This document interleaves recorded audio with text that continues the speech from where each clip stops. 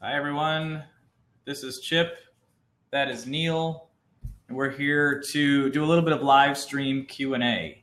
So we posted an update a few minutes ago letting people know that they can go on Twitter and ask us some live questions. And then, of course, if you're watching on Kickstarter, feel free to jump in to the chat and we can do some Q&A there as well.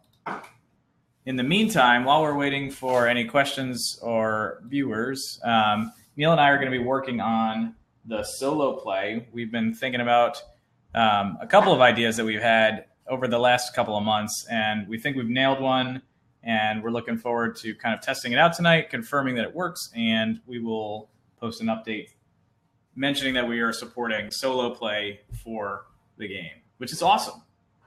Now you can play 1, 2, 3, or 4 players. Neil, are you excited?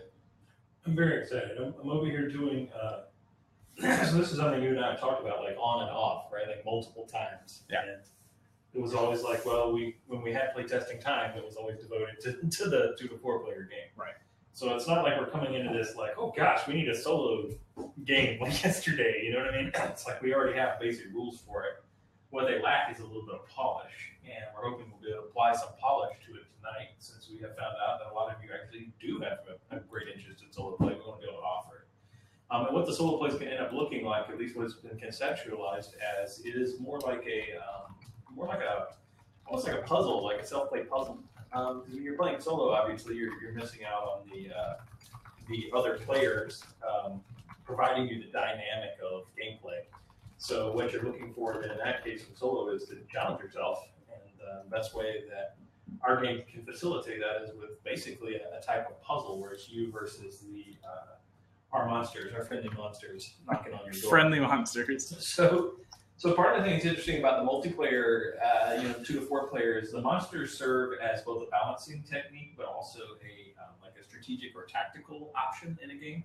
So players who have gotten very good at our game, who have played it a lot, learn how to use the monsters to their advantage, as you're playing, whether or not you're using them so you can try to maybe figure out how to farm some experience points to get some, or to run the Spirit Walker when he's times 10 into, to your buddy or whatever, right, all this stuff, or figure out how to manipulate Helgoth so that he will, destroy the correct cities and things. Because the monsters operate on a script, then you can predict their behavior and you can manipulate that. And it's that same principle that would go to work in a solo mode, because the monsters have predictable behavior. Then you can basically create a puzzle. Where the goal is still trying to claim primacy, except this time, instead of playing other players, you're going to have 3 monsters, and we're considering right now, and have been for a while, but considering now the potentially like a hard mode where we put all 4 monsters on the table at once, so that they outnumber you essentially, and it's going to be a lot more difficult to control. Yeah. Another rule that we already know is going to be good for monsters, and this just comes out of cursory play test, is that right now, obviously one of the things that makes monsters work in the 2 to 4 player game is we give the last player that sort of choice factor in determining what monsters do when they have random choice, and we did that for multiple reasons. Number one, we didn't want some weird dice rolling like randomy system, right? And then number 2, because it gives the person who's acting last in the sequence an advantage, since they have to act after everybody else goes on the first go-round. In this case, though, monsters, obviously, all the decision points for monsters have to be scripted and solidified.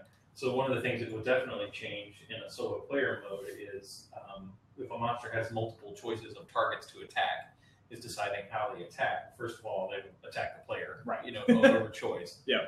Of the other monster, but then it's like, oh, well, what happens if they're next to 2 monsters? And this is just one of those issues where we're going to do a little puzzle tonight about how we're going to do that, because we might end up just saying you need to randomize it. If you're by yourself, it's probably not that big of a deal. But yeah, I mean, depending on the number of players, you could roll a D3. Yeah, you just prefer not having a mechanic where it's like roll and see what happens on this chart. You know what I mean? If you can help it. So we got a little bit of puzzle there we're trying to work out tonight. And other than that, I mean, conceptually, the solo play works, right? It's actually pretty tough when you're having to deal with multiple monsters, and a big part of that is because just like in the normal game, you can kill the monsters early, easy, to get some quick XP, but the monsters, every time they come back, right, they get a little bit tougher to kill and a little bit harder to deal with. So it's one of those kind of puzzles. Yeah, and I think I think the different combinations of monsters is also going to be a different challenge. Like, there's going to be some combinations that are going to be easier than others. I think if you have, Oriana and Tijan and the Spirit Walker, it's probably going to be easier for you to get to 10 because you'll be able to build more freely versus if you have Bob, who's just running around, wrecking your houses. You're constantly having to defend resource. Right. And Oriana the Enchantress is interesting too because she is so hard to kill. Typically, for any given set, I mean, Cabal probably has a little bit less hard of a difficult time with her because they already start with such high attack values. Yep. But for other factions, especially like Ramal and our clan, dealing with Oriana typically requires a two-hero commitment, right? Like you're going to need to get some kind of flanking bonus on her to get past your defense. And then it's just a big question of like, all right, well, if I have to commit 2 heroes to deal with Oriana, who's dealing with the other 2 monsters? You know what I mean? So it's like, it's like sort of like a double problem. You don't have the other players to kind of defer those monsters onto. Right. Yeah. Right. Or who are also interested in making sure they don't come too close to them, or killing them to get experience themselves. So there's other people assisting you.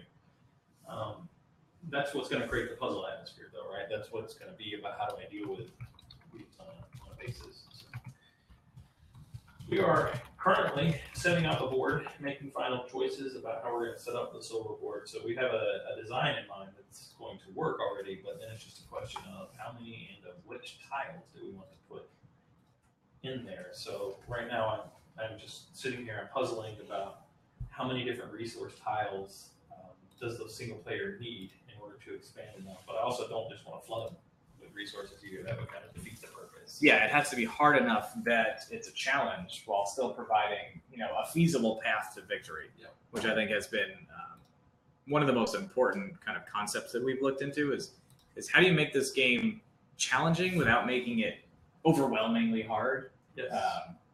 I know there are people out there, and I'm probably one of them, that like an overwhelmingly hard game. I want to lose a lot when I play a game. I think the challenge is really interesting. But I think in general, if you're looking to play kind of a multiplayer game, the idea that the game always wins and all 3 or all 4 players go home, probably something that you want to factor some balance into. For sure.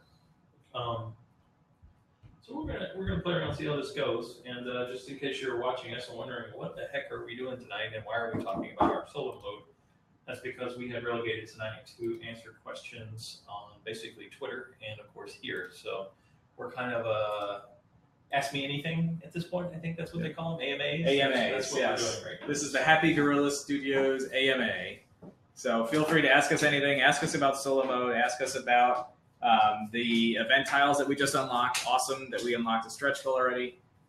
Feel free to ask us about the world that this game takes place in. We have written just tons and tons of backstory. You ain't lying. I think we could spend a couple of hours just talking about that. So if people want to dig into the lore, find out why the Cabal is who they are, we would love to talk about that. We could talk about a foosball table that I happen to have in the background. Not really, but it's my other tabletop love, I guess. But yeah, really, just ask us anything else. We're going to continue rambling, talking through what a solo mode gameplay would look like, and kind of, you guys can see it live as we unveil what solo mode is going to be for this game. So I'm also super excited today that we unlocked the event tile pack. If you're like new to Warfare Indagar, you're probably wondering like, why do I care about adding tiles to the game? The reason why that's so important is because at the 4-player board, you essentially use every tile to build a board. Right. So that means after you've played the game several times, you have memorized what all the possible event tiles are. And with this allows a player to have a little bit of advantage because they could say like, oh, there's still a free house that hasn't been uncovered yet. So I know there's a mountain. Right. They can change their strategy based on what they know is left over. Adding just 6 more event tiles creates this opportunity that you can't make that prediction anymore because you don't know what actually went into building the board in totality. You can still make some odds, right? You can still statistically say one of these is probably a free house, but it could also be an unearthed ancient portal. You know what I mean? It could be an archdemon. It's really hard to. It's to say. So what that does is that'll keep veteran players on their toes, and especially if you're a newbie, then all the veterans aren't sitting around going like, I know there's a free house over there. You know what I mean? Like, so it's like yeah, and that's going to be one of the cool things about adding additional event tiles is that it's going to increase the number of potential tiles so that you won't always have the same set. That's why we wanted it to be one of the earliest stretch goals, because it's really going to change the dynamic, much like Neil said, with the possible combinatorics of event tiles in the game. So you see Neil is laying out a board right now. You can see it in the background. Let's see if I can point in reverse here. Harder than it looks. So Neil's laying out the board that we have been playing with for solo play. It gives you the opportunity to play one person against 3 monsters. The biggest challenges with hexagon tiles is we want it to be an equal distance from every starting position towards the well, because obviously the well is pivotal. It's the center of the board. It is largely what kind of drives the conflict of the game. And so any player or monster having an advantage getting to the well is going to change the dynamic a little bit. So with hexagons, obviously there is mathematical combinations that you can find that will give you equal distances to different players. That's largely why our 2, 3, and 4 player boards are designed the way they are, because of that equidistance, both to other players as well as to the center of the board. And so with the solo play, we've got to figure out the same thing. We want to give the monsters the same opportunity as the player to get to the center and wreak havoc, and try to destroy the world. Center is going to be important here too, because it's going to be all about where the player is starting relative and how close he is to the spirit well. So the theory right now is that we want the player to be a little bit closer to the spirit well so that they have access to spirits, so they can actually use them to fuel themselves. Because it's very possible on a single player board, what's going to end up happening is all the resource tiles may be far away from you, and then all of a sudden defending territory is going to be more difficult. So the theory right now is by placing the spirit well closer to you, then not only do you have a way to slowly generate primacy, but you also have a way to get that emergency gold you need to beat this monster down. So that's kind of the theory. Plus, it has another strategic element. I can almost guarantee you in solo play, if all 3 monsters are sitting right here, you've lost. I think honestly, the way that we have charted out solo play, it is going to be pretty difficult. Yeah, I think so too. Yeah. The game itself, it's designed to be like a deep strategy game. Even though it plays fast, even though we call it, fast-paced or even lightweight, like the strategy is pretty deep. And so you're going to find, even with pretty serious replayability, that the solo mode is going to be very difficult, at least at first. Once you have really good mastery of your chosen faction, I think you'll find tips and tricks and ways to evade the monsters and chart your path to victory. But I think in the beginning, I'm expecting to lose a lot. Personally, I think that the monsters are probably going to win. I'm just going to be beaten back and then, eventually concede when all the monsters have destroyed all of my outposts. Yes. I have a sneaking suspicion that is going to occur quite a bit, but that's a good thing. Ultimately, if you want to play a game solo, if you're looking for a solitary game, you don't want it to be easy, right? That defeats the whole point of it. You want it to be like a puzzle. You want something that you can mull over. You want something that you can try again and again, try different strategies. And it's essentially like you're playing by yourself, so you need something to entertain your mind if you don't have the social interaction. So help you out with that. So which faction are you thinking about playing tonight? I'm going to try the Force Tribes. Okay. And which AIs are you going to use? I don't know. I think I'm just going to random them. Okay. Let's see how it works out. Anybody else out in the chat, if you have suggestions on which AI Neil plays against in this playtest, shout him out, and we will make sure that he faces the wrath of your chosen AIs. First 3 players to jump out, else we're just going to randomize it. So I'm trying out the tribes first, because the tribes have the most access to resource generating abilities. So if anything is going to make it too easy, it'll probably be the tribes. The next thing, and from a game design perspective, that I would have tried would have been the Cabal, because the Cabal has a lot of super punchy abilities, and they really don't care so much if their guys get sent to retreat. Plus, they can't build houses. So the Cabal is going to be creating an interesting puzzle in a solo, because they don't have a point that they need to defend. know what I mean? It's like for people who are looking for our current monsters and want to help Neil decide who he's going to play tonight. Here they are on the screen. We've got top left, my left, your right. We've got the Marauder. Below that, the Blighter. On the other side, we've got Oriana the Enchantress, as well as the Spirit Walker, name unknown. So if you guys have suggestions about who Neil should play against in this solo mode, first time live play test, let us know, and we will make it happen. this is going to be a challenge to try to talk and entertain people while trying to think at the same time. So we're gonna watch Neil lose if I because go he's too quiet, busy entertaining. you're gonna have to just keep talking, Jim. You got that under control. I got that. I'll just keep talking. Eventually, we'll have 0 viewers because they're like, I can't stand this guy's voice anymore. Joe, Smurflips, I see you're on the live stream. Let us know who you think Neil should be playing against. We just shouted out the options. Would love to get your pick. Thanks for backing the game. Michael Kramer, Nick, to be unnamed. If you guys have suggestions also, please let us know.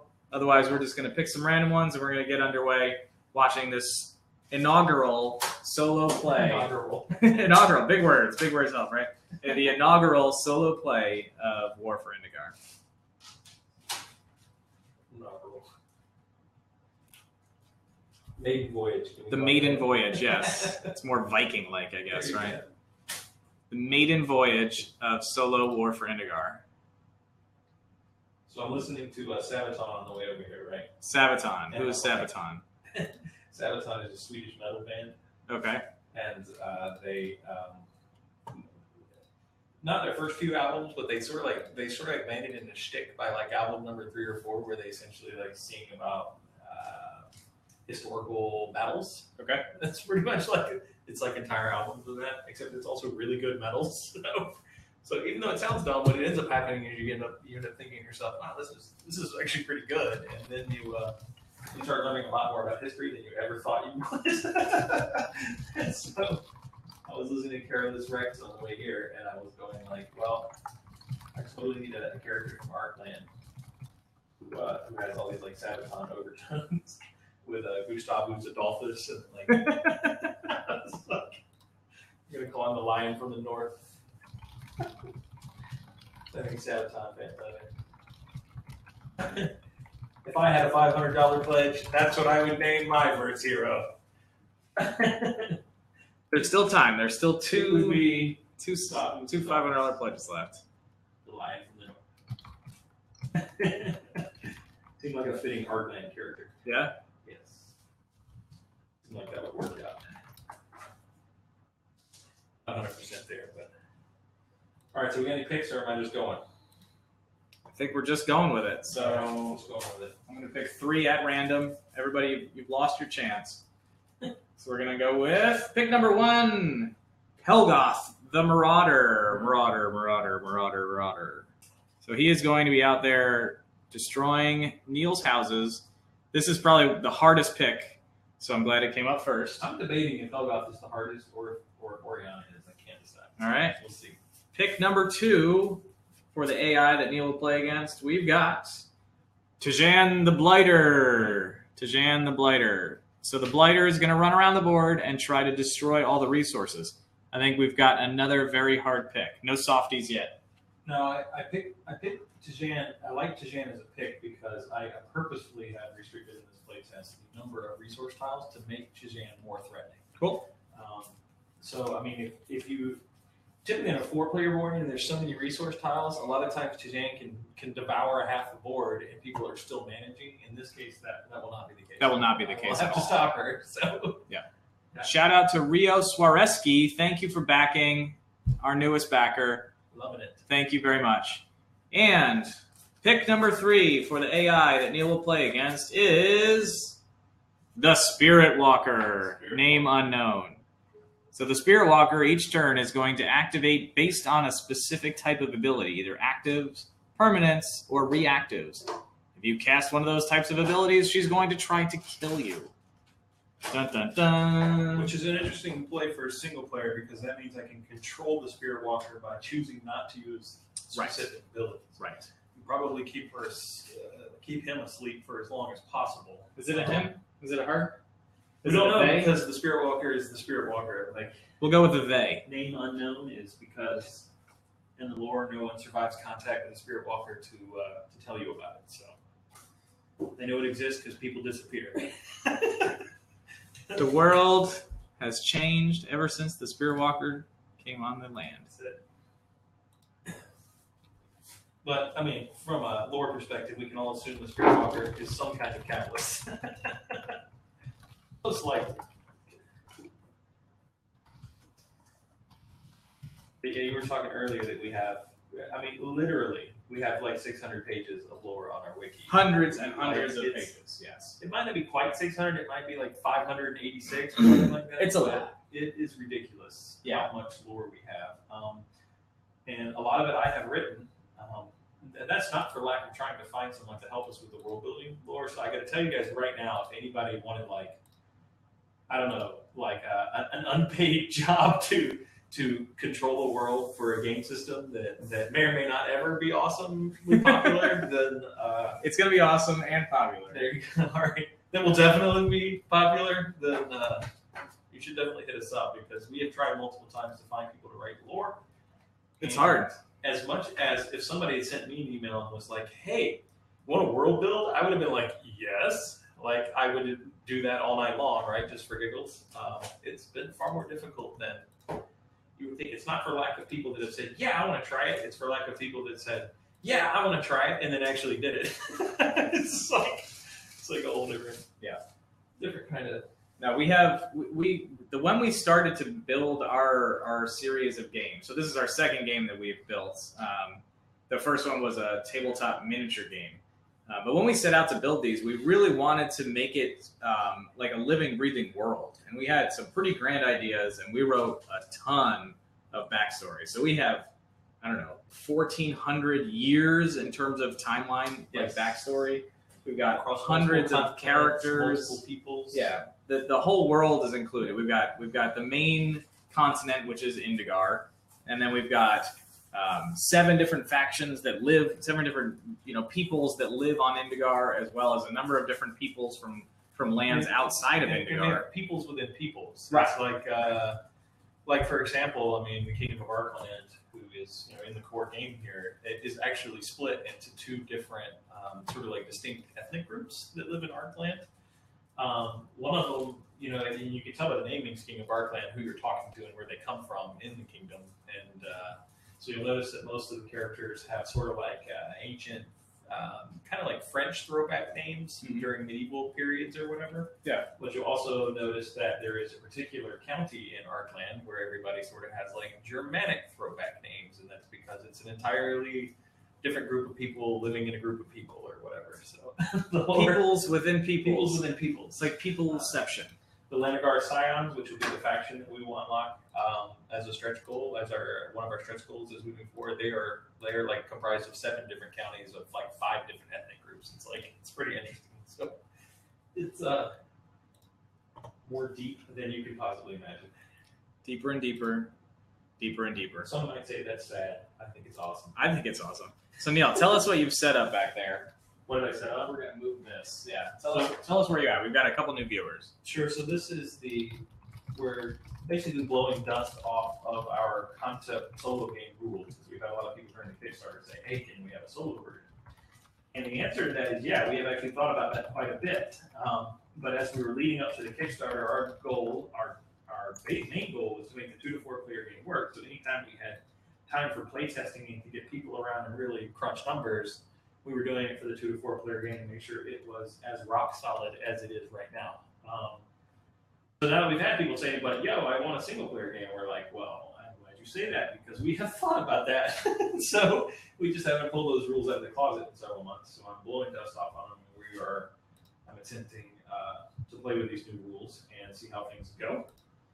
And if it goes pretty well, I mean, it doesn't have to be perfect, obviously, by the end of this campaign, but if we can get it into a shape where I'm at least proud to call it my own, then we will announce, that we will definitely do a solo play version of the game. So, and I'm expecting it to go really well. I mean, we've tried it a couple of times. We've had a number of very long conversations about it. So I think this is really just going to be like a fine tuning.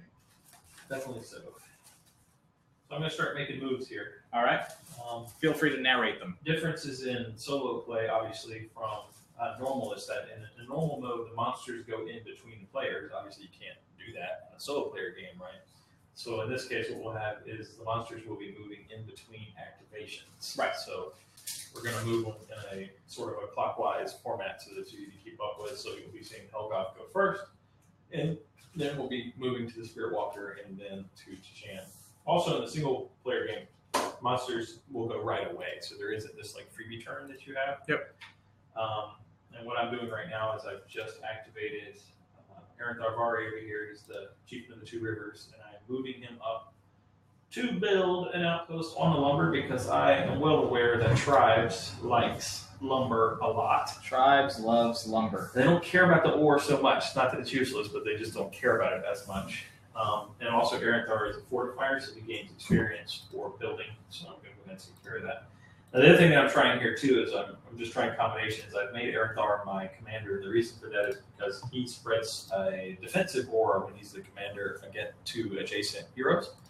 And I believe I'm going to need that in order to protect myself from multiple monsters when they start coming in all at once. I don't want, like, Zakhed to get smashed because he's going to have defense. Sure. So that's what I'm doing. He's activating. I'm moving. I'm going to start flipping tiles. And, of course, the first thing I flip is a mountain. So obviously, we find a mountain.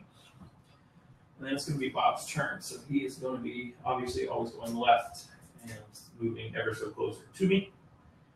And then it's going to be my turn. So my general strategy, my thought right now is I need to, I forgot to choose, mark my strategy down here. So my general thought right now is I'm wanting to build like a base of resources. This is what Tribes is known for. They're very good at building like a very defensive little starting zone. And because of wild surge on the wild growth tree, they can farm a lot of resources very quickly. It's kind of like how that's kind of Tribes' shtick, is able to get a lot of resources and expand very quickly. And I'm hoping to leverage that to my advantage. It's done a tie here, so I'm going to move next. I'm going to go ahead and activate. Why was that mountain had been there? That was kind of a bummer. So I'm going to go ahead and move Arzela back. I'm going to go ahead and toss the lumber for Wild Surge so I can go ahead and get some more gold. So Wild Surge is one of those very early game powers that most of our factions have something similar to it, allowing them to kind of build resources in the beginning.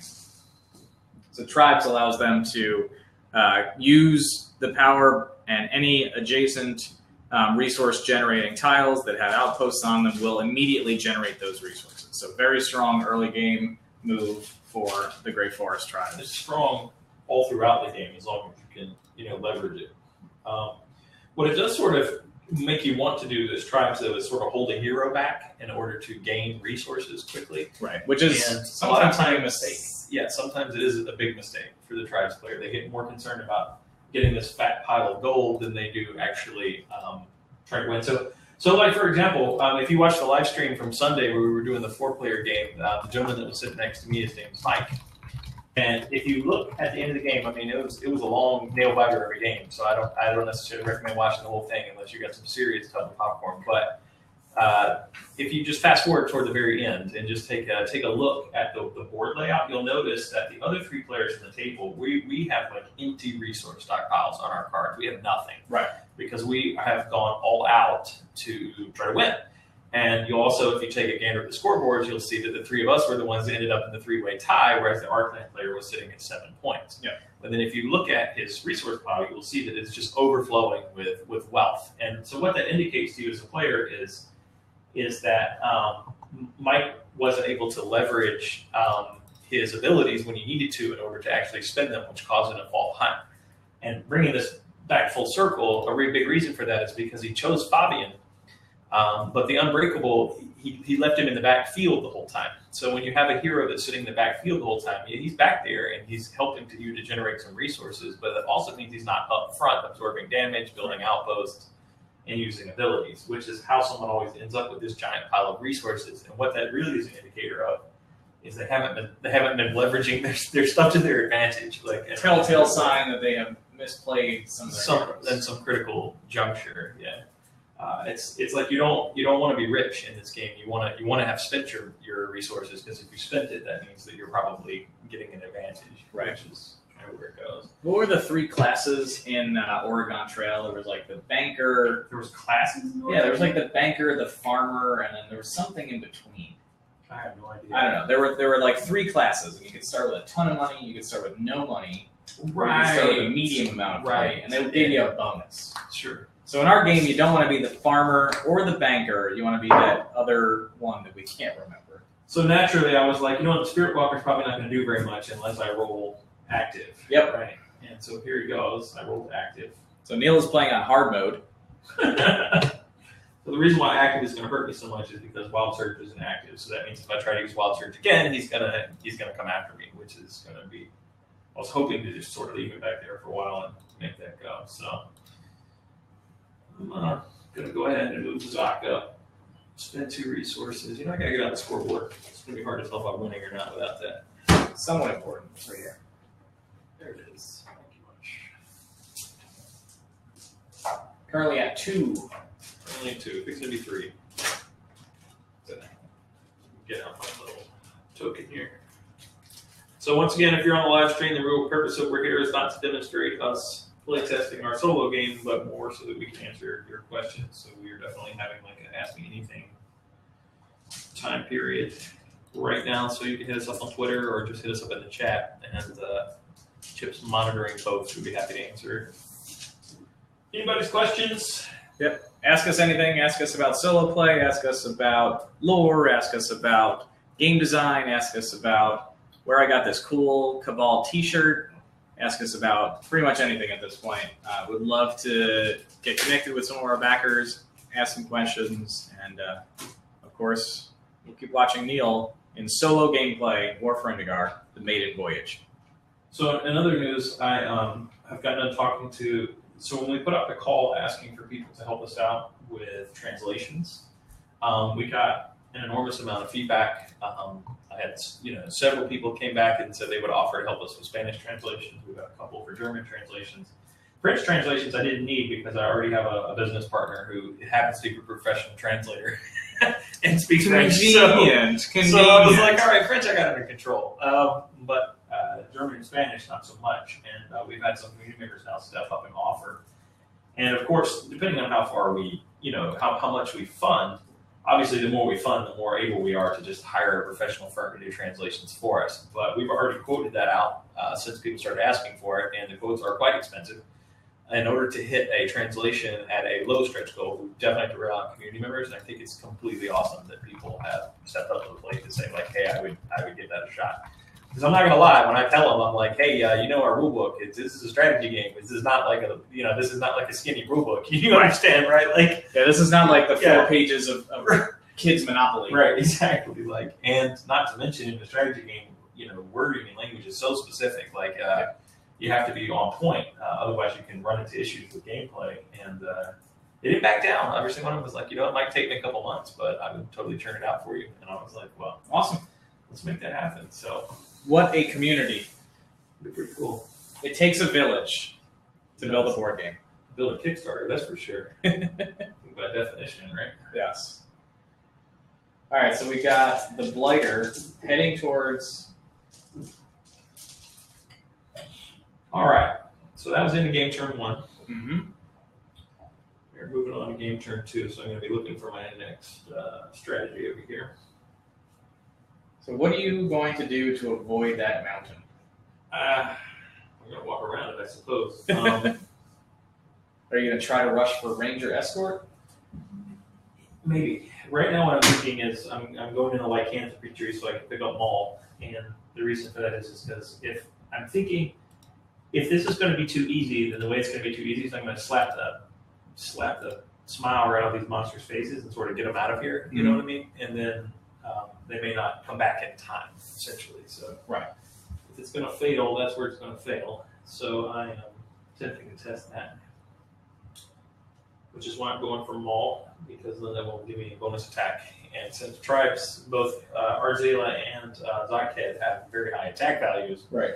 and right now the monsters are weak because they haven't leveled up, then I'm probably just going to slap them silly, and we'll see how it goes. So I think this is going to go poorly. Don't tell Neil. it might. It's going to largely depend on what's sitting underneath those tiles, right? Yep. So Can't wait for an archdemon. that would be funny. So I think I'm going to move. So right now I'm feeling like Helgoth is less of a threat because he's only doing a minimum of 2 damage right now, which means he can't kill the house. And with my highest defense character sitting there, he's not gonna be able to punch through that. So I'm feeling like a Devour is more of a threat to me. Unfortunately, as soon as I use Maul, that's going to activate the Spirit Walker, so he's going to be doing his thing. So we'll see how that goes. So all right, another resource. We've got an ore resource right next to the Spirit Well. Oh, I forgot to collect resources. Do that. That's stupid. So I'm gonna go ahead and activate Maul. I did do the -1 cost on Maul because I feel like I'm gonna be resource short. So here we go. Spirit Walker. Let's see if I can write her.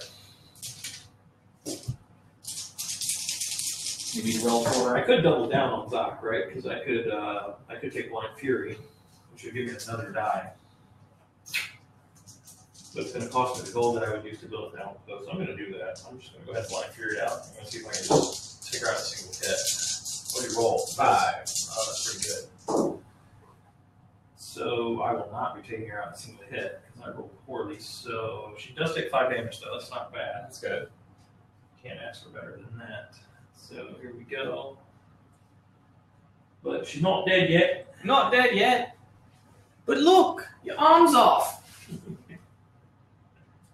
That's it. Let's actually take these off. Let's see the word a little better.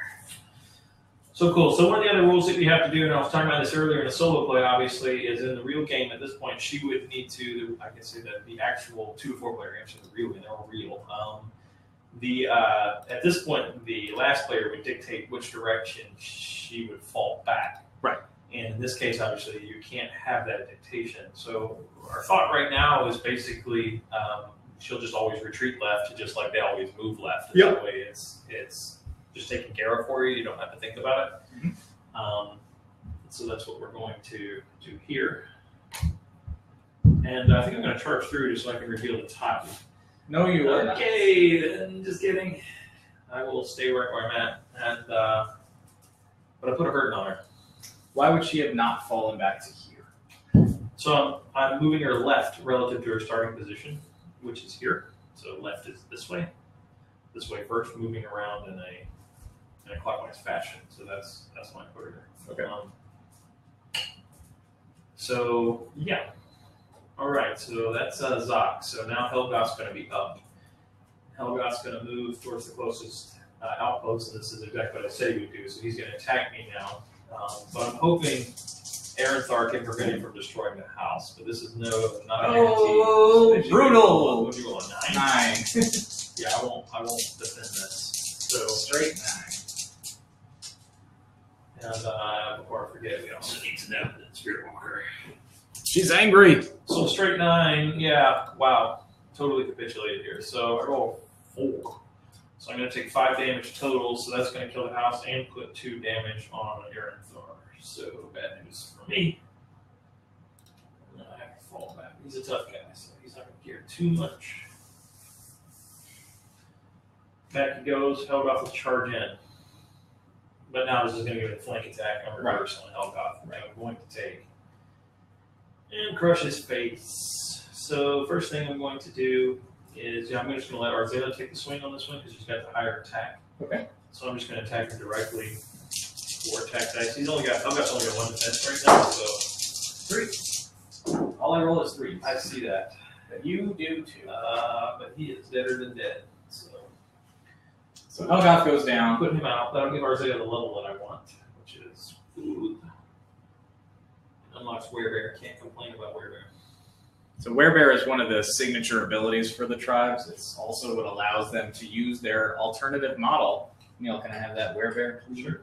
Where's he at? Here he is. So one of our social media stretch goals is to unlock the Werebear. The Werebear is an alternative model for the Bear Shaman. She transforms into this hulking, awesome, killing machine. We would love to include this in the box, so help us out. Like us on Facebook. Check out our other social media stretch goals as well. So now I'm going to use Arxela's basic ability, which is her sort of like nature divination ability. And that allows her to reveal tiles within range 3 of her, and if there happens to be an outpost or a resource, I can put an outpost on for free, which is going to be nice. So since Bob's out right now, I'm just going to flip this one, and it's a swamp, so that's good. I'm going to avoid that. That was very helpful.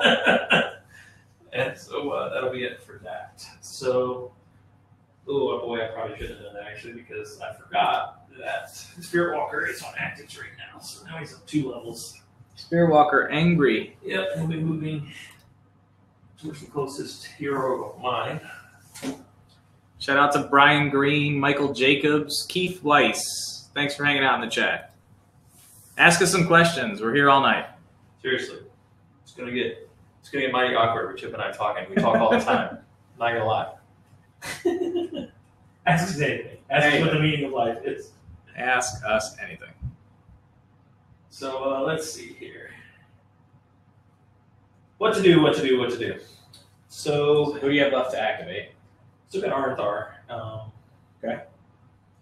And, typically with Aranthar, you want to build because I'll tell you guys right now, one of the secrets of the game, you have a fortifier, is you want to be constantly building and upgrading with that fortifier because they're given fortifier for a reason, and that's typically because they're a less offensive character, so it's harder to get experience from fighting. So if you're not fortifying, then you're sort of hamstringing yourself a little bit. So you kind of always need to be putting yourself in a position where you can do so.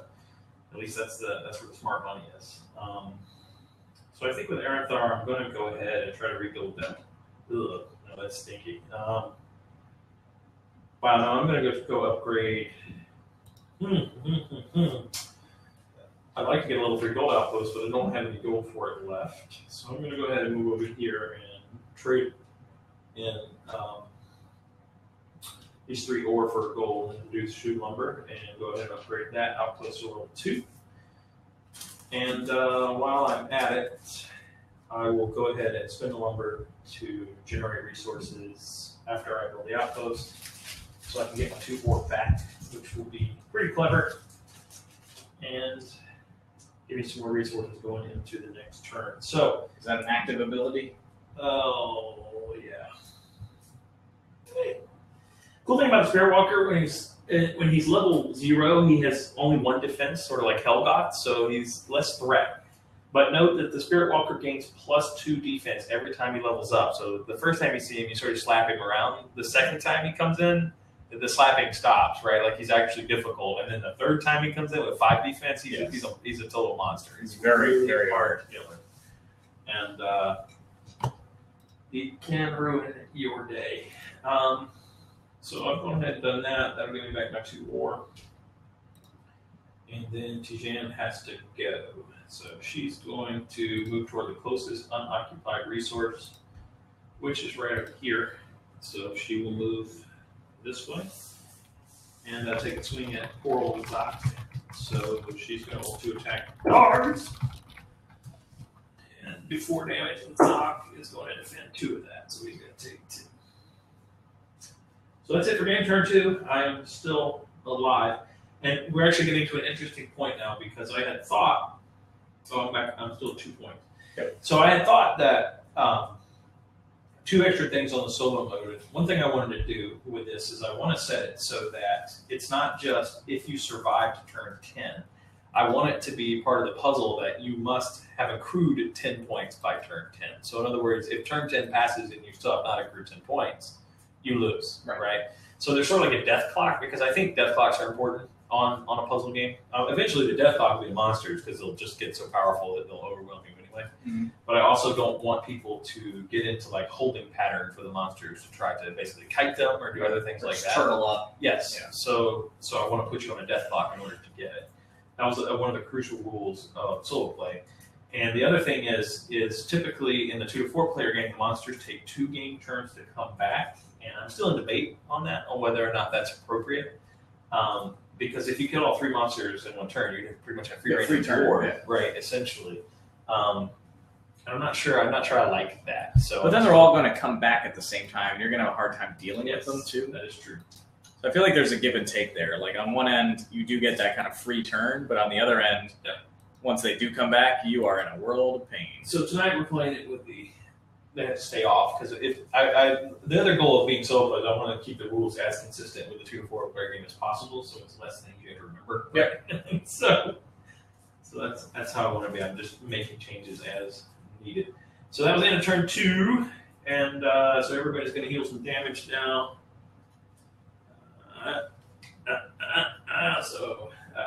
Tishan's going to heal some damage. Erenthar's tough, so he will do 2 damage, which is nice. Zotket heals the damage. And I'm going to collect me some resources. I do have an experience on Erenthar there. And a couple more. So I'm going into turn 3. So by that measure, I have seven more turns to win this game. To win the game. Or lose. So I go again. One of the things that I really want to do is I want to get into a position where my heroes are hitting level 3 because they're permanent and I don't have to worry about defending that. So what I'm going for now is I'm going to activate Arzela, and I'm just going to focus on her until she gets level 3. Also, her being level 3 will open up her most powerful ability, which is Transmogrification. Transmogrification is a permanent ability or passive for us, where she can at will just exchange one type of resource for any other type of resource. And because it's permanent, she doesn't have to be your active hero. She just do it all the time, and that ability is ridiculously good. If you can get Arzela leveled up to 3, which is pretty tough to do, but it is a game changer of an ability, especially if you're being resource starved or you just got too much of one thing, because the 3-to-1 resources will kill you if you keep having to do that, because you're just burning so much of your foundation. Yeah, it's a tough pill to swallow if you're doing it more than once. So I'm going to go ahead and activate Arzela. And no, wait, first I'm going to pick strategy. So I'm going to switch over to Wild Meter. I'm probably going to stay on it for a little while because I want to be able to generate the primacy points off of Wild Meter. Mm-hmm. So I'm going to go ahead and do -1 cost because I'm having trouble keeping resources right now, and take Resurgence. And Resurgence is a sort of like a stock ability that allows Tribes to ignore some damage. So that if I get hit, I can try to survive it or at least offload some damage. So now I'm going to activate Arzela here. And I don't want to step in the swamp, but I don't really have a choice, so I'm going to step in the swamp and take a swing and see if I can finish off Tishan. And so Arzela is going to be packing 3 attack dice +1 because Zotket is fighting me. Happy like moment. And this should kill her. Yes. Oh yeah. In spades. So that's going to take her out. We'll go ahead and flip her over. That's going to be big for me. It's going to free up the board. It's also going to give Arzela 3 critical experience points. So she's almost level 2 now, which is good news. Want a beer? I do want a beer. Let's see what beer is sponsoring tonight. Do you want a Aslan beer or a Star Hill beer? I'll go with the Star Hill again. Although the sorbet was good, I'm not going to lie. So if you're just joining us, just to let you know, we're not just live streaming and talking just for no reason tonight. The reason why we're here is we had scheduled a Q&A or an AMA, whatever you want to call it, where you guys can ask us questions about the game, anything you want to know about the game, the lore, how to play, doesn't matter. Anything, you can ask us anything, and we will gladly answer your questions. In the meantime, I am testing out our solo gameplay rules. We have blown dust off them and brought them out of the closet because we've had a lot of backers say that they sure would like us to have a solo mode for the game. And we do have one in the works, and we're just trying to get it polished up so that we could present it. And also let you know that we're not just making things up when we say that we have solo mode. So here we go.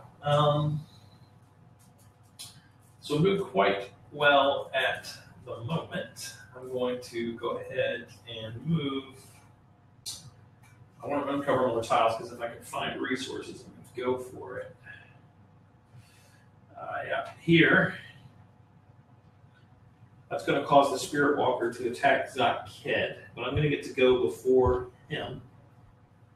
So that is good for me. I've already used an action with Arzela. I think, you know what I should have done? I should have set up a flanking attack on the Spirit Walker and tried to just get rid of them. But I think Zakhet's going to be able to pull it off by himself. So I'm going to go ahead and spend 2. No. I'm going to hold on to my gold. So I'm just going to move Arzela again. Oh, and look, free house. Loving life. Loving life. So tonight's beer drinking is sponsored by Star Hill. We've got Northern Lights and Resonate IPA. Star Hill from Charlottesville, Virginia. Delicious. You want Resonate or Northern Lights? I think I'll go with the Northern Lights. That's the IPA, right? Yep. Yeah. I like their IPA. It's good.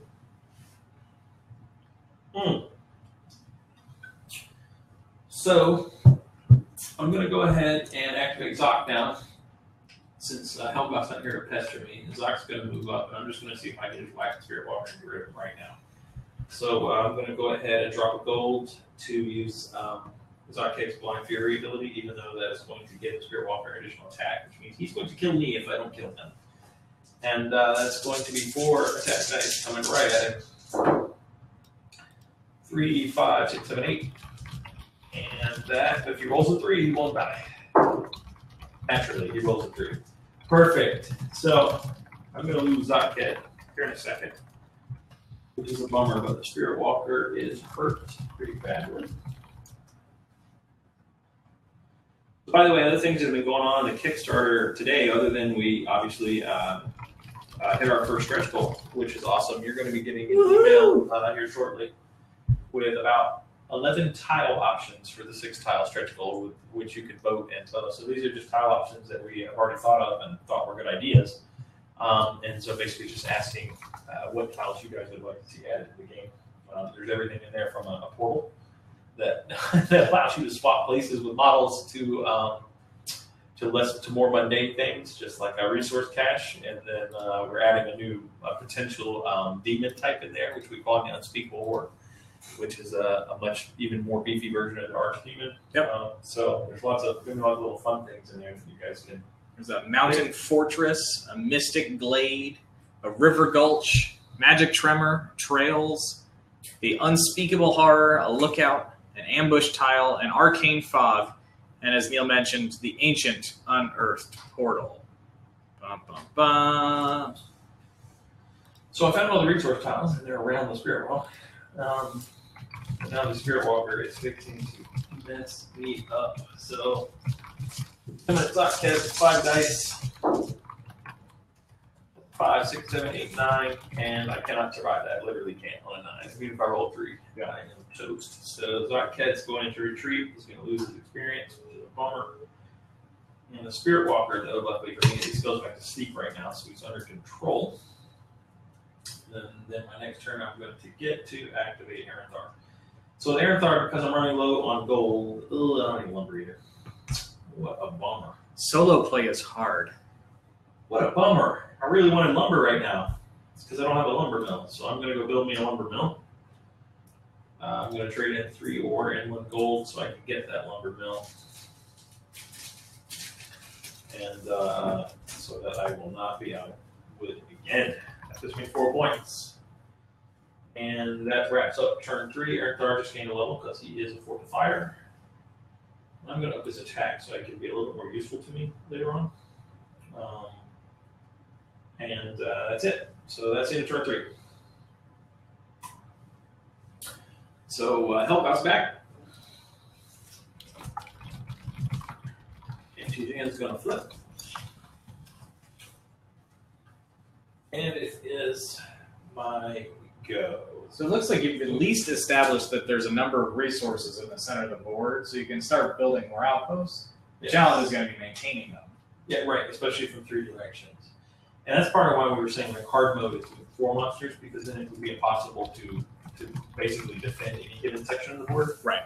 And you have to push out, because if you get trapped in your deployment zone, I guarantee you're going to lose the game. Especially if you have to earn 10 and 10, right? It's just not going to happen. So old Zoc's going to come back out and play, which is good. And I get to take my first turn. So right now I'm just looking at the board, trying to puzzle through. I'm pretty sure Arzelia can go over and just smack that smile right off the Spirit Walker's face, since he's only currently sitting at 1 defend. And that is going to get her to level 2, which I think is pretty critical for me. So I'm going to go ahead and just move her over. The problem with this move is Bob's going to come over and wreck that house, like as soon as he activates it. There's really nothing I can do about it anyway because Bob's going down on 3 damage right now. So even if I stood there, he's still going to wreck it. Yep. I would need him to have upgraded to level 2 in order to protect it. And I can't do both things. So I'm going to go with getting the experience first because that's the harder thing to get. I'm going to do this without spending any resources because I want to keep him, because the Spirit Walker's only got 2 hit points left, so I'm probably just going to kill him. 3 and 3 is 6 plus 1 is 7, and his 1 defense, doesn't matter where he rolls at that point, so he is out. So that is a big, big change because the Spirit Walker was really packing a punch right now. And so it's going to be, I think, a sigh of relief for the rest of the heroes on the board that they're not dealing with somebody that was packing 5 defense off or 5 attack off the jump. And not to mention, it's giving Arzelia a level 2, which is awesome. So now I've unlocked Ice Storm and Weird Bear. But more importantly, I'm getting her stats bumped so that she'll be able to continue to kill these monsters pretty quickly. Yep. I'm going to charge through and see what the tile is. It's another lumber, so I guess we found all the resources. They're right there. So do you know that is all of them that are in the yes in the pack? All right. Yep. They are all uncovered right now. So I'm going to take a step over this way so I can start setting up the flanking attack on Bob. Did you get that free house? And I did. Okay. And then naturally I'm running into local traders. That is trade tours, not traders. Traitors. Local trade tours. Traitors. Which is going to lock me out of my resource gainer. And that was a rookie mistake because I should use my resource gainer right out of the gate. But now I can't, so rookie mistake. And let's see. Old Bob's going to go. He'll be moving forward. He's going to move directly toward the house, closest route possible, and he is just going to wreck it. There's nothing I can do about that. He does a minimum of 3 damage right now. And that house will buy it. I could spin like an no, I can't because I got local trader. So I couldn't even defend it if I wanted to. So we got our first question. Oh, thank God. You guys didn't just want to listen to us talk all night. So from RDC, how did you decide on a 4X strategy game? Now, that's actually an easy one. So I've been playing 4X strategy games since the word 4X strategy became a thing. And mostly on the PC. So I mean, my time on the PC stretches back to Moo 1 and Civ 1 and things like that. So I don't know that people really. Civilization is by definition a 4X strategy game. I don't know that it even classifies itself as a 4X strategy game, but definitely. I think it does now. I think people have come, or at least Civ 37 or whatever. When you say 4X, the first thing that pops in everybody's mind is the space empire simulators, and Moo 1 being like the grandpappy of all of that. So I've been doing 4X for a while, so I still buy them. I still buy them now when they come out on Steam. I play them because I just like the concept of it. I like the large management. Some of my favorite board games are 4X, like Twilight Imperium. I love that game. Twilight Imperium is a great game. It is. It's something that it's so good, but so difficult to find people to play with sometimes. Just because you really need an afternoon / full day. You do. So I'm very familiar with the concept of 4X strategy games. Now, you got to marry this with a backwards in that Chip and I are both also miniature war gamers. So we came from a long background. I think between the two of us, there's probably at least 15 years, if not 20 years, at least miniature war gaming. Mostly Chip and I came from the Games Workshop background, 40K, fantasy, those kinds of things. So we definitely had an interest in miniature wargaming. That's how Chip and I actually, met each other and became friends and started working together.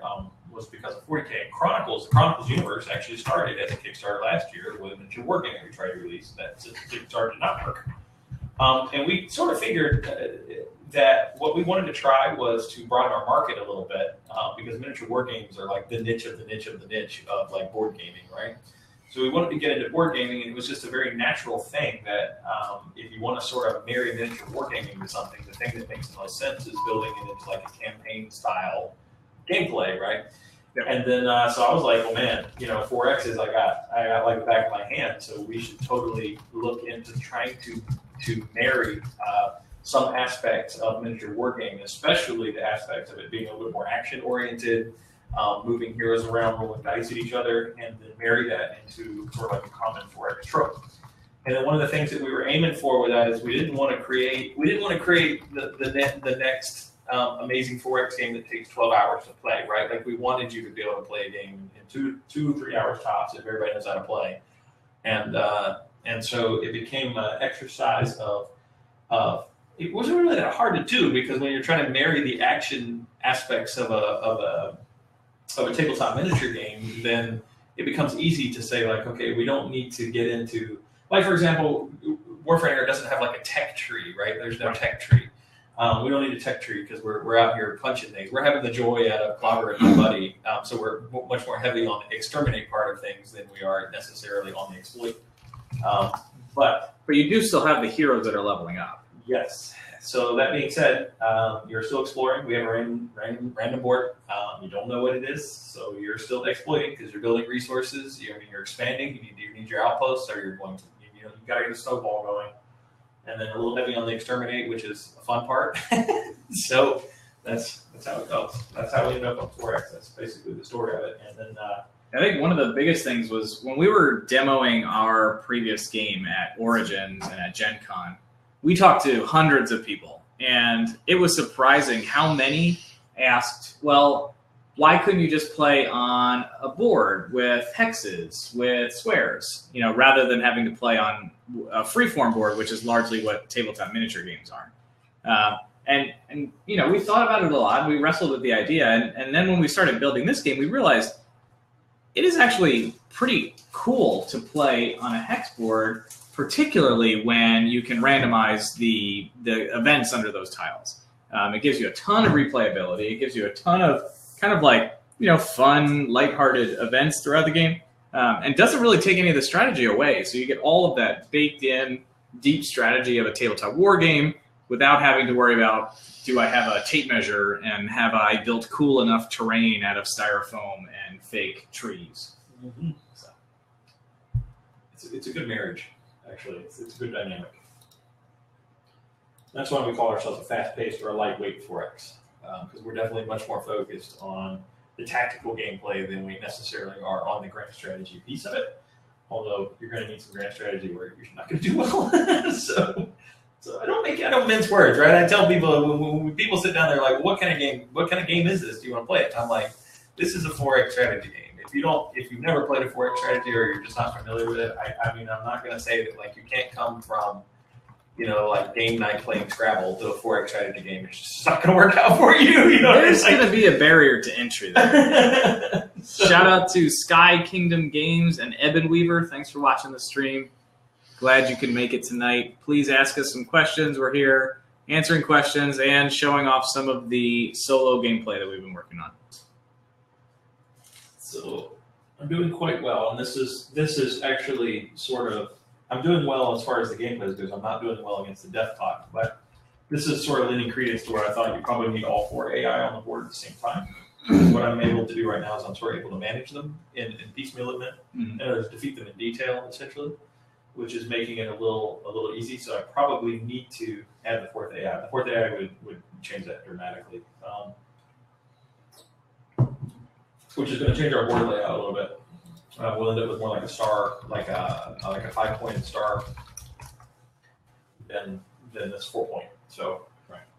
Well, I'm going to keep going, and we'll reset and try that again in just a second. So I'm going to see if I can clobber Helgoth over here. Probably not going to, because now he has 2 defense. I'm going to try to put some damage on it. So here we go. Zotked does 6. Helgoth. Oh, Helgoth's like what? I roll 3 like a boss. I don't care. All right then. So we've got another question from Twitter. All right. How do you build a faction's backstory? Really excited to learn how to play this game. How do you build a faction's backstory? Holy smokes. So we got a softball, now we got a good one. Man, how did we build our faction's Look at the backstory? spider right here.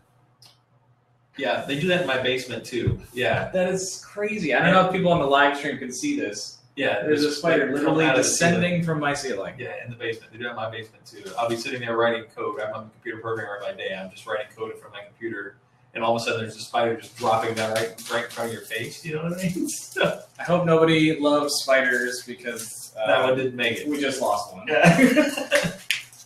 That one did not make it. Anyway, so how do we build a faction's backstory? So let me tell you how we got started with the backstories here in Indagar. So, first of all, you may not know this, but there are 7 factions just on the continent of Indagar. The game contains 4. And if we decide to expand to a 5 or 6 player version, which, spoiler alert, it's probably going to happen, then we will include more, and we could potentially go up to 7. And that's just on the continent of Indagar in our world. Outside of the continent of Indagar, there are 2 other well-known and documented continents. Existing on those are 2 sort of like mega factions that control large portions of other continents.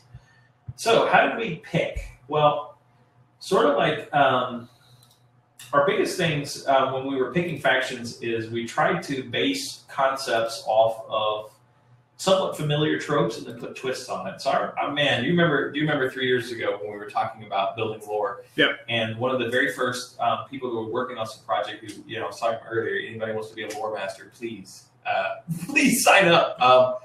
And he was one of the very first guys that we picked, and he would just get bent out of shape about tropes, right? He would be like, your Arcane faction, they're like a traditional medieval faction. That's so like tropic, you know what I mean? And I would be like, but tropes are sort of critical to give people something to bite into, right? Like nobody cares to learn about your crazy good idea for this brand new thing that you want to try to describe if they don't understand it out of the gate. If somebody looks at it, they're like, what the hell is that? Yeah, there needs to be some relatability. You need to be able to sink their teeth into it, right?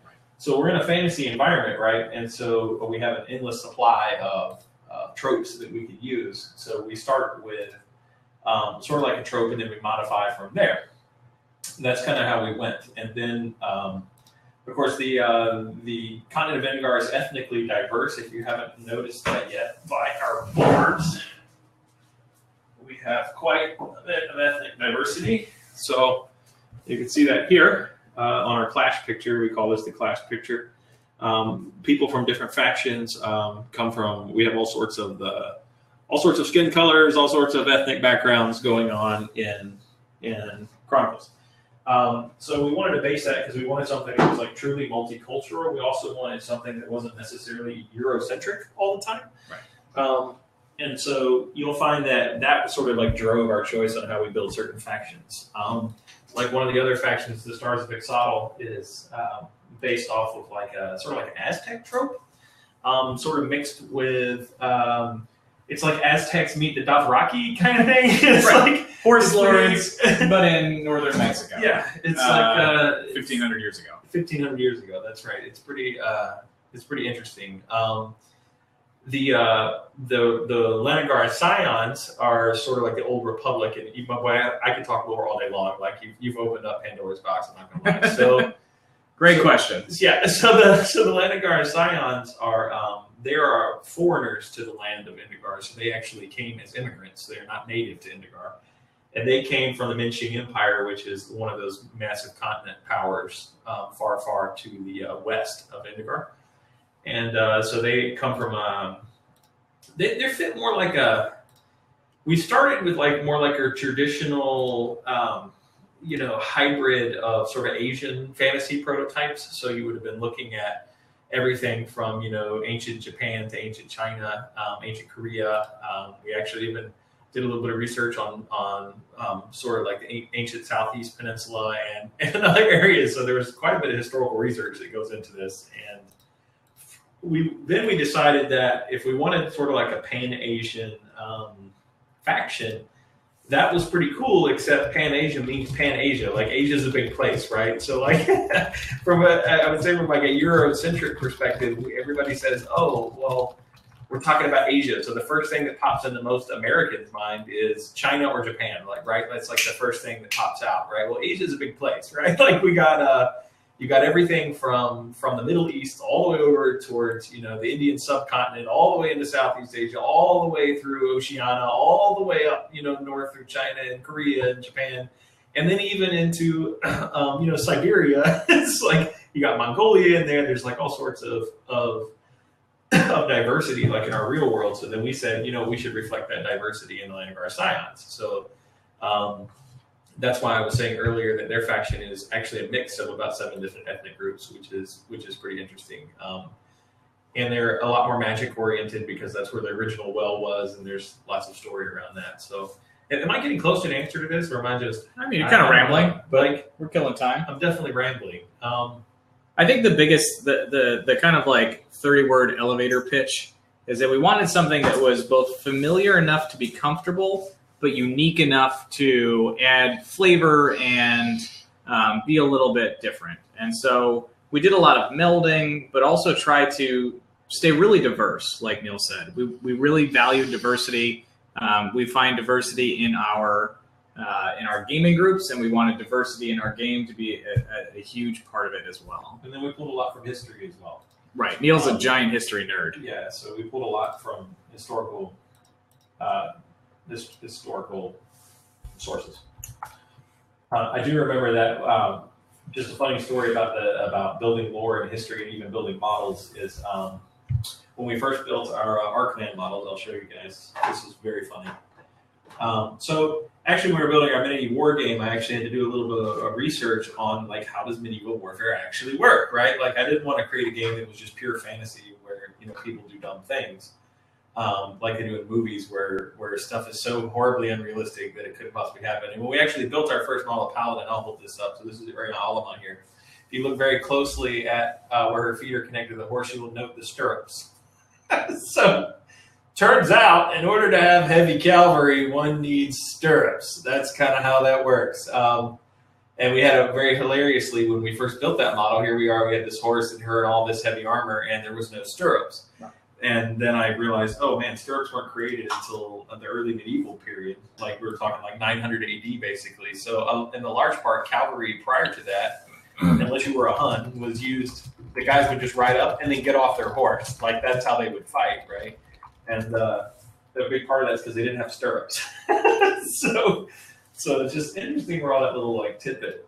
Critical for stuff mounted warfare. That's it. Stuff that you learn. It's pretty interesting. So anyway, I hope that answered the question. It probably didn't at all, but that's a tough question to answer. So if anybody else has got any questions, feel free to ask, because obviously I can talk till I'm blue in the face. Shout out to Steve Vinard and Olivier Perrault. Thank you for watching the stream. Hopefully you like what you see. We're playing solo gameplay and asking and answering questions. So thanks for watching. So that rounds out turn 4. Tijan's going to be coming back angrier than ever. And I'm going to be moving the Spirit Walker over. Wasn't able to hurt our boy over there, our boy Bob. So he brought me down a point, which is annoying. I'm still currently only sitting at 3 points. And what turn is it? And it is turn 4 I'm going into. So right now, though, the Spirit Well has a ton of spirit on it, which I'm beginning to add.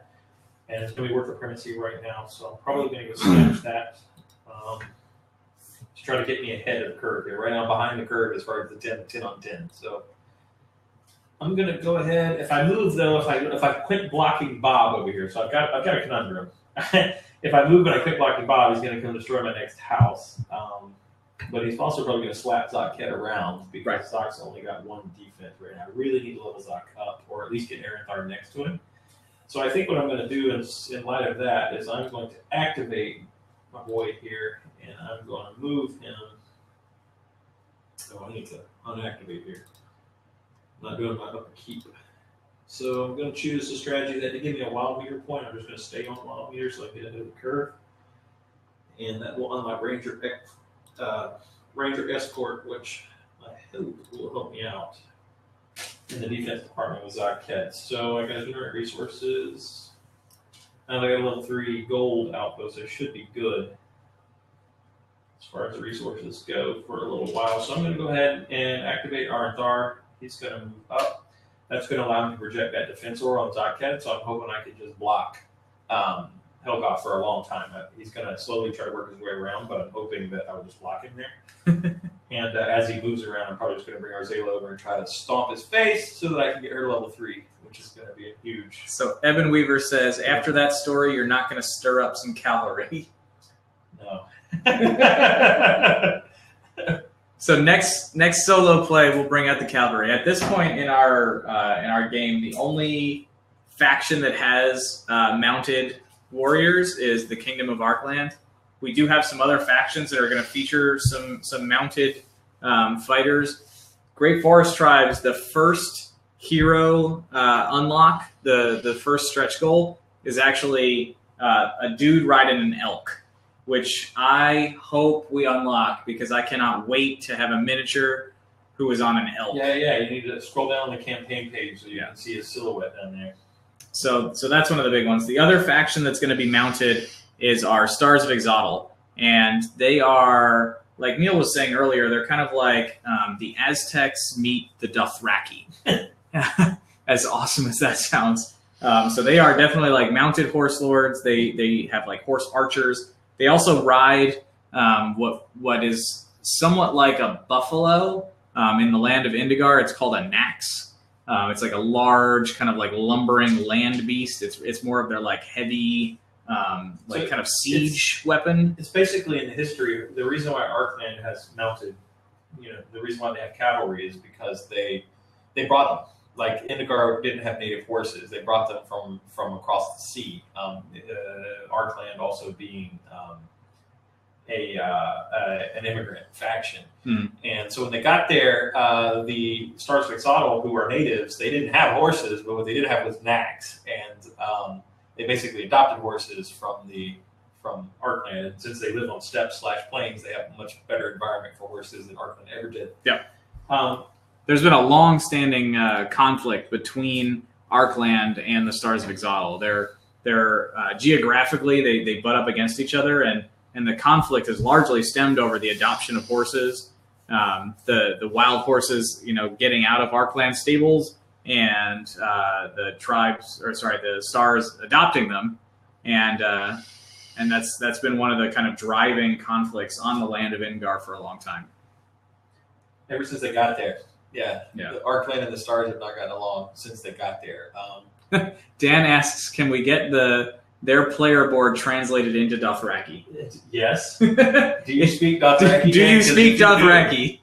If you do, then we will make that happen. We will definitely make that happen. But I'd send a request over to George R.R. Martin, but, at the rate at which he writes things, I'm not sure that he would get back to me. He's been penning your email for 7 years now. So he may die before finishing it. We've got another question from RDR Food. Yay! Which stretch goal are you most excited about unlocking? Wait, RDR Food? RDR Food. Okay. What does that mean, RDR Food? I have no idea. I can't ask questions back. They love food. Here are pictures of food. They post pictures of food. Okay. Yeah. I love food, too. So which... You couldn't tell by my womanly physique or whatever. Then... So which stretch goal are you most excited about unlocking? Oh, man. That's hard. Like, most excited, right? Like, because I'm so excited about all of them. I mean, from like a utilitarian perspective, I'm most excited. I want the monsters, right? I want the 29K stretch goal because I want Helgoth to be a sweet-looking mini, as opposed to an archetype. That's a utilitarian one though, right? Past that, I think I'm the most excited about. It's like a toss-up to me between the strategy boards and the heroes, because what that's going to allow you guys to do when you're playing is. So this is harkening back to Chip and I's background as miniature war gamers, right? So one of the coolest things about miniature wargaming, if you ever get into that, is you will spend a couple hours playing a game, and then you will spend 20 hours thinking about how you could have played that game better, right? The meta game. The meta game, right? And so you'll sit around and you'll think about, like, gosh, there's a list building aspect, like I could have included this unit, and you'll tweak your points, and you'll move guys around. And once you're given the option of picking strategies and heroes to sort of like mix and match, that's going to cause you to be sitting around at home at night going like, I think I have a good combination between these three particular heroes, for this faction strategy card. I'll be able to pick them and test it and see if it works. It's going to increase the amount of replayability, but it's also going to increase your engagement off the tabletop because you're going to be sitting around at night thinking, man, I could try this combination. You know what I mean? Like, or, yeah, I could have gone down this path or something like that. So I'm most excited about it. But even then, though, it's like saying, are you more excited about that than seeing Indagar Scion models? I don't know, man. Like, that's hard. Yeah, that's hard. That's tough. What about you, Chip? I am most excited about, I think I just said this, about the guy on an elk. So I'm most excited about the new heroes. I think, like Neil said, I love the meta build. And I think that is one of the most successful things about tabletop miniature gaming is that you spend 2 hours playing the game and then 30 hours designing how you're going to play the game. And I would love to get to that point with our game and that there's a meta game and people are picking heroes and strategies that fit their play style and that they feel like they're going to be a successful combination. So that's the biggest thing for me is I hope we can get to some of those expansion stretch goals as well. So where are you at in the game? Where am I at? I'm on turn 4. Turn 4. I'm a little behind the curve right now. Okay. But I've got Hilgoth under control because I moved Arnthar up, so he's presenting his defense order now. So now I'm able to sort of farm Hilgoth for a little XP. I'm doing pretty good. So I think now that I've got Helgoth down here, so I've sort of lured him into a flanking attack now. So I'm going to come down and smash him with Arzela. I'm going to go all out and see if I can get her up to level 3. That is the plan. We will see if plan work. So here we go. We're going to move on with that. And I am going to attack him. I need to go all out here, so I'm trying to debate if I can't go werebear. I need 4 resources for that. So I have to settle the maul. That's going to cost me 2, which is painful, but I'm going for it. So Arzela is going to be packing 5 dice plus 1. 4. 5 dice. For the flank attack. So this ought to put Helgoth in his place. We will see. That's a lot of dice. It's a decent roll. I think it's like average. 5, 10, 12, 13. He's not surviving this. He can't, even if he rolls a 6. No. Yep. 11 life. So right now, I'm pretty handily managing the AI, but in managing them, I'm not able to expand or build resources. And they're coming back stronger. Yes, exactly. So there's definitely going to be a curve here in about 2 turns where it's gonna get it. If I don't puzzle out a way to get more resources and expand quicker, I'm going to be in trouble. So we've actually got 2 more questions. Yay! The first one, will the backstory be included in the game booklet? Where can we read the backstory? Where can you can go to our wiki, sir. Sir and or madam. And or madam. I apologize. And actually if you go to happygorillagamestudio.com and then I think there's a link right there. There's a link, to yep. the wiki. Yeah, so the wiki is where all of our backstory is. So like Neil mentioned, it's happygorillagamestudio.com/wiki. There's a link right on the homepage, and that has all of the backstory. It also has some of the rules for Chronicles as well. It is robust, and it is great. And I will type that into the chat in case anybody is looking for it. And oddly enough, even though there's close to 600 pages of lore in there, it's still not enough. Like, it's not even close. No, it's not even close. Like, to me, it still feels cursory. I mean, we've got like maps, we've got like backstories, we've got like notable characters, but there's still so much more. All right, so our second question from Eben Weaver is, they are curious to hear about how the game evolved since the first campaign. It seems like there was a big change from 2-player to 4-player. It sounds like less units, more factions. So this game and our original campaign are as different as like peanut butter and jelly, right? Like it's not even the same game, and it's not intentionally not the same game. Our original game was a miniature tabletop war game. So that's a lot more in the vein of we get into list building, we build an army, we set up a lot of beautiful terrain, we fight army on army battles. It is a 2-player game. This is definitely a 4X board game. So we have moved from a tabletop miniature war game into a board game environment. These are two totally different games. They are not at all related. And in fact, we still have all the rules and everything for our miniature war game, and one day we will probably circle back to it. The reason why we didn't at this time is because, first of all, as a company, Happy Grove Game Studio really needs a win right now. Like we need to get on the map somehow. It's really hard to survive without doing so. So we wanted to sort of open up our potential market. There's a lot more board gamers than there are miniature war gamers. Miniature war gaming is a very niche thing. One day we'll probably circle back to it. I mean, Chip and I do love miniature war games. That love has not gone away. We will circle back around to it. But I'll be honest with you, this project was more fun. Like this project was a hell of a lot more fun. Yeah, like so. I don't know when we'll circle back because. Follow-up question. So is our next project going to be an RPG for this world? Maybe. So we have talked about it. So I will tell you what our next 2 projects are right now. And there's one that we're leaning towards heavily. And then there's a second one, which actually is an RPG. So we think our 3rd game is going to be, and this one's really hard to describe, but it's basically going to be an adventure party game. And I don't want to give away the ghost on this one because it's like I think it's an amazing idea, but it's very much like in the vein of like a casual party game. I don't know how to describe this, right? Like it still has the like lore-driven dungeon crawlery aspect to it, but it's more lighthearted. But with a solo cup and a ping pong ball, right? And you're throwing cards across the room, right? Like so hard to describe, like. But it is also amazingly fun. It's a game that's for all ages kind of deal. Yep, we play with your kids. We play with my kids. Play in like 20 minutes, and and you're just having a laughing stock basically. The other game that I really want to make, and this is sort of like our 4th idea, is actually an RPG. But I wanted to marry the concepts of a tabletop pen and paper RPG with a survival strategy game, and I've actually written a rule set for it already.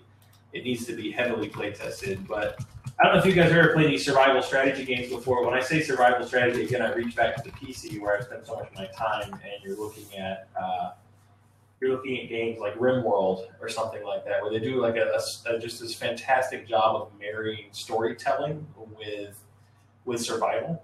And if you play a survival game, typically what lacks the most is the storytelling, because you get involved in like, how am I going to find food tomorrow, and right. Like all these kinds of things, and you get less involved in the story. So all survival games struggle to tell a story. And what I was saying to myself was, well, you know what doesn't struggle to tell stories? Storytelling games. Like they do fantastic. And why couldn't I tell a story about survival, right? Like this should totally mesh together. It hasn't meshed yet, but that's what we're cooking up. So expect to see that at some point in time, yes. Yeah, so those are our next 2 game ideas. You heard it here first. Expect, assuming this game continues to be as successful as we think it is, that'll really feed into the next round of games. We want to continue pushing the world that we've built, the backstory that we've got. And yeah, so I think it's going to be awesome. Exactly, Evan Weaver. Definitely need to do something with all that lore. And Dan, yes, so Neil is playing a solo gameplay. This is the maiden voyage of our solo game, so you guys are seeing it here first. He is playing the Great Forest Tribes against 3 of our AI monsters. He's playing against Helgoth the Marauder. He's playing against Tijan the Blighter, and he's playing against the Spirit Walker. So right now, he's on turn 4, and I think he's a little behind the 8 ball. He's managing the board well, but is struggling to earn points. But I got a lot of Spirit I'm fixing to pick up, so I'm fixing to even odds. So we're moving into turn 5 now. Spirit Walker's back. Shout out to Natalie and Robert Bliss. Thanks for checking out the stream. If you guys have any questions, feel free to post them here or on Twitter, and we would love to answer them. We would love to have things to answer, without a doubt. So we got another question. How is the AI scored? How's the AI scored in this? Yes. So in single player, the AI is not scored. It's basically an all or nothing, win or lose situation. Right. So the conceptualization right now is essentially I have to get 10 points before 10 turns. If I can't pull it off, I lose.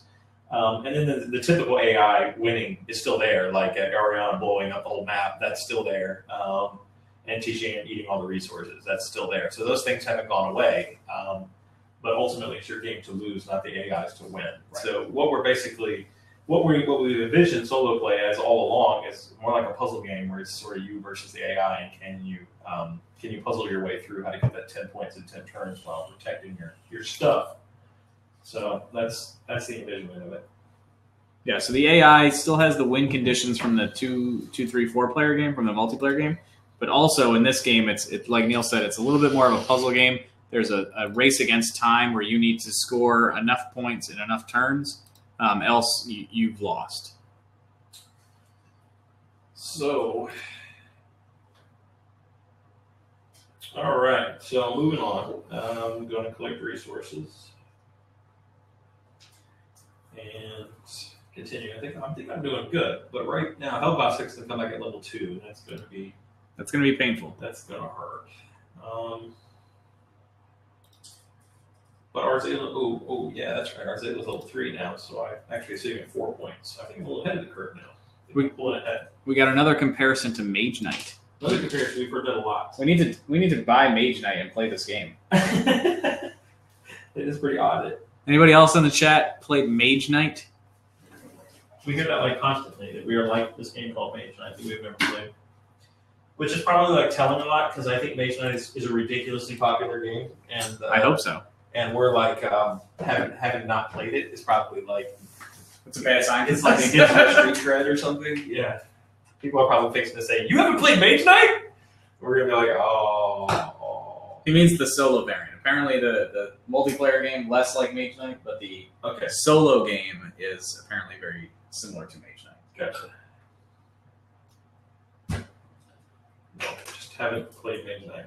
Because, board games, I mean, like, board games are board games. Unless it has a solo variant, you're largely, what your friends play is what you play, right? Like, that's how things work. So, I just haven't had any friends that are like, hey, you want to come check out Mage Knight?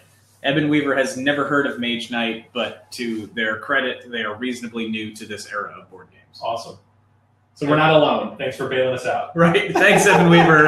We're on the same page here. Love it. All right. So there's another spirit in Spirit Well.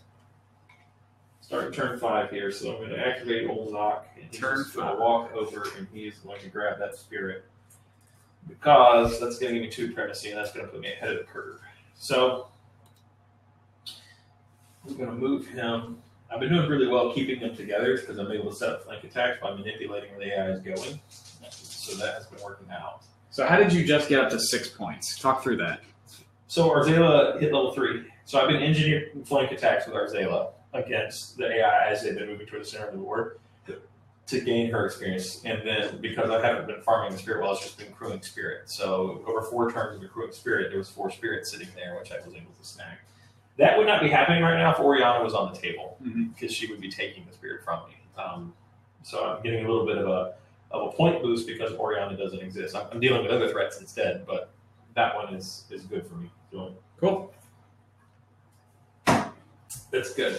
So let's see here. Shout out to Allison Stoplin. Thanks for joining the stream.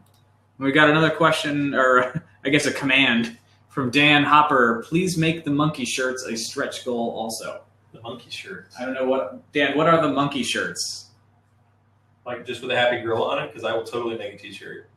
We can do t-shirts, yeah. I will totally do that. Because I want a Happy Girl t-shirt. With the logos, yes. He wants Happy Girl t-shirts. Like the one that you're wearing? Like this one? So this is the Cabal symbol. But yes, we have lots of shirts. One of the most exciting parts about developing your own board game is that you get to have an excuse for making t-shirts. for making cool t-shirts. So Neil, if you'll show off your cool live now on Kickstarter shirt. Yep. With the logo on the back. We could definitely offer those as an add-on to the campaign. So Dan, we'll be in touch. So I'm not gonna lie, like one of the things about building your own games, folks, if you ever want to get out and try this, is like you have to do things to keep your morale up, because you're going to be working long, thankless hours before people even know you exist. Getting people to know you exist is tough. Getting people to even care to listen to you for 5 seconds is tough. So you do things like buy T-shirts because you got to keep morale up. Lots so and lots of T-shirts, merchandising. That's right. It's been so exciting for us that we funded. That we're moving forward with stretch goals, and we did it in 72 hours. That is like mind blowing to us. I mean, if you had talked to Chip and I 4 days ago, we were.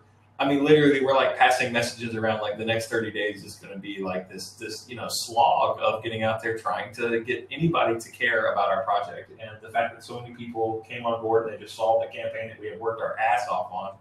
And we're like, man, this game looks awesome. And like, it is awesome. It's just, and that's it. So we have been like just elated. Like, I don't know how to describe it. Like, I am super pumped. Basically, I haven't slept in 3 days because I'm so excited I can't sleep. Right. It's like, I know. I've gotten like 6 hours of sleep in the last 6 days. So that's definitely been good for my work-life balance. Yeah, I bet. But like Neil said, we're super excited that people find the excitement that we see in this game. And we hope to really keep pushing it, unlocking some stretch goals. Dan, we agree this game is sick. I can't wait to get it in your hands. You're going to love it. Stay tuned. All right. Turn 5. Neil is up to 6 points. I'm getting silent now. Can you notice I stop talking when I'm like, okay, I actually have to think about this for a minute? Once the hype from Horizon clears, hopefully more people show up too. Evan Weaver, you are right. It is one of the weirdest challenges of a Kickstarter is the timing of it.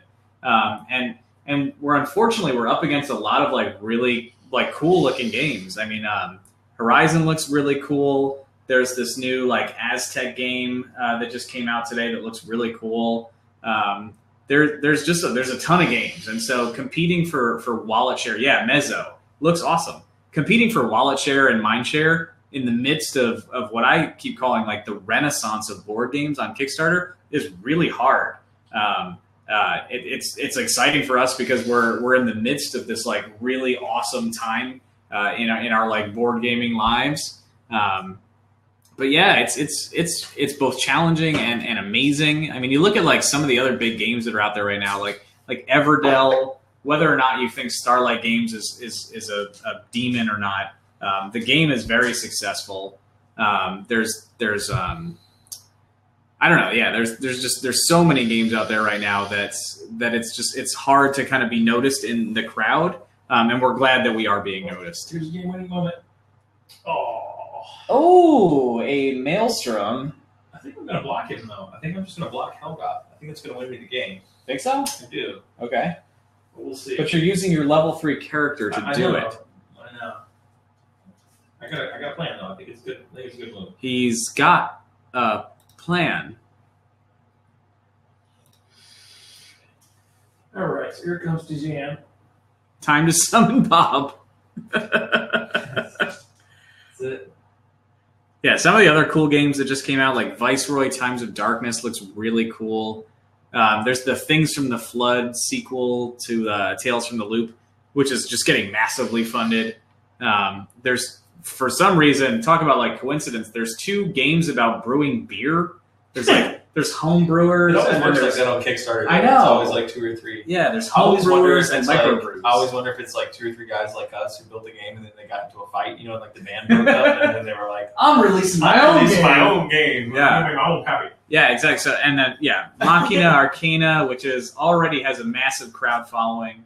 So they're getting published, no problem. There are so many companies that produce games on Kickstarter now as basically their replacement for the retail distribution model. Right. And Kickstarter as a board gaming crowdfunding platform has more or less become a sales store for a lot of these companies. It's a pre-sale store. And so when you're the guys like us that are honestly in here slugging it out trying to do a crowdfunding thing, it is super hard. I mean, it's super hard when you click on a Kickstarter from some company that has, multi-million-dollar revenue budget and they have a $10,000 professional video with voice acting and all this other stuff, and you're like, we can't do that. I don't know. We're going to try, but we're not going to do it. Like I said, you need T-shirts because it builds morale, because morale will go down. Yes. That's how it goes. Yeah. Evan Weaver, no, I'm with you. I think it's a strange business model. I get that it's successful, although I think the degrees to which it is successful could be debated. But the CMON, the Cool Mini or Nots, how they basically just once a month they print money, right? And it takes so much wallet share away from all the little guys that are trying to really just like build their dream. You know, I'm hating on them, by the way. I mean, like if I was able to generate $1 million Kickstarter every month, I would do it too. Right, but I think that well is starting to dry up for them. I mean, I think you've seen, at least over the last few times, some of their games have gone down. Although there's a few games coming out. Eric Lang's got another one that I think he's pushing right now that I'm sure will generate $3-4 million. Yeah, I agree. Some of the games feel rushed. I think if you looked at Blood Rage, and then you looked at what was the basically the Asian Blood Rage? Asian Blood Rage. Rising Sun. Yes. Like you look at Blood Rage, and then Sun was fun. Exactly, but how much better than Blood Rage was it? And it was largely the same game with refined mechanics and like a better theme, I think. Yeah, the same game. Yeah, it's pretty close. Pretty close. Don't tell anyone. I mean, like, you know, good for them. I'm proud that they are, you know, kind of. I mean, knowing spearheading. What's interesting is Cool Mini or Not came from miniature wargaming scene, just like we did, which is very interesting. So when I first heard that CMON was printing games, I was like, "You mean the website that shows people's minis?" Right. You know what I mean? Like, where I could go put a really crappy painted miniature. That's what I heard, right? Yes. Like, I was like, "Wait, what is this?" You know? Yep. It was kind of interesting to watch like their meteoric rise to success from like such a humble beginning of a website where people just wanted to show you their cool painted minis. From their miniature wargaming stuff. From the ashes of nothing. Yep. Shout out to Benjamin Russell and Kay Skilly. Thanks for showing up and watching this chat. All right, turn 6. Turn 6. I think I got it under control now. Blocking Helgoth is critical. If y'all have any questions, feel free to hit us up on Twitter at HappyGorillaGS or send us a message in the chat. We would love to talk to you about it. So, generating resources. I think I got it. Finally got my production under control. I got 3 turns left, basically. That's what he got. So I'm just gonna switch over to Wild Growth, and we're gonna finish this puppy up right now. All right. So switching to Wild Growth, which is Tribe's massive expansion strategy tree, so that they can. Essentially, you got to watch out for Tribes. Tribes has this wicked sucker punch in Wild Growth. So when you play against them a couple times, the first time you realize they can build sort of houses anywhere on the map, you're like, that's good to know. So you always have to watch Tribes. Anytime they're sitting at about 7 points, they have a sucker punch they can throw in there for like 2 points. So anytime you see a Tribes player approach about 7 points, you need to kill some of their houses. Like you need to knock them down because they can sucker punch you right out of the game pretty quick. If you're not paying attention. So I think I'm going to use that to my advantage as we speak. So getting started with my turn, I'm going to go ahead and drop 2 houses right out of the gate, which is going to mess up. That's going to mess up Tijan. So I'm going to put 1 here and 1 here. That's going to bump me to 8. And then, since Arzela is now level 3, which was a good move, I'm just going to transmog some of this into gold. 11 life, and then all I got to do is activate Arnthar, walk up here, build another house. That's going to put me at 9. And that is going to be all she wrote. So I'm going to go up to 9. I didn't use a reactive, so that is going to activate Spirit Walker this time around, and that's going to, he's going to go. So he's going to be forced to come down here. He will have to fight with Zoc, which he's probably going to kill Zoc. He's going to kill Zoc. He's probably going to kill him. I feel like Zoc gets killed a lot. At least in the last few days. Zoc has been a glutton for punishment. Like any 3-1 character, he gets killed a lot, right? Like the 1 defense if you don't protect him. Marzela's the same way. She can get slapped around too if you don't protect her. Right. Which is why it's really good to have Arnthar close to them because he can help with the defense problem. That's how Tribes is. High on the attack, low on the D. Which is also why lycanthropy is so good for them. So he's going to come after Zoc. Oh, Oh, Okay, rolled badly. Oh, anything but a 1, and I would have lifted that. All right, Sad face. Second to retreat we go. Can I zoom in a bit? I can. There's going to be some shaky cam action when I do it, but I'm happy to zoom in a little bit. All right, so I don't think I can win this turn then. But what I can do, that'll bring in. I don't want to move her. If I move her, then that's going to let Helgoth come back on the table. I don't want that.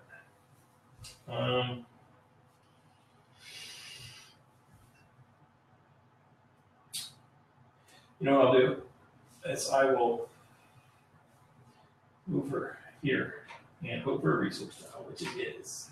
Yeah. There we go. Gonna win me the game. We'll get to watch the end of the game in close-up, full color. Close-up, full color. Now I can move back and block Helgoth. That'll stop him.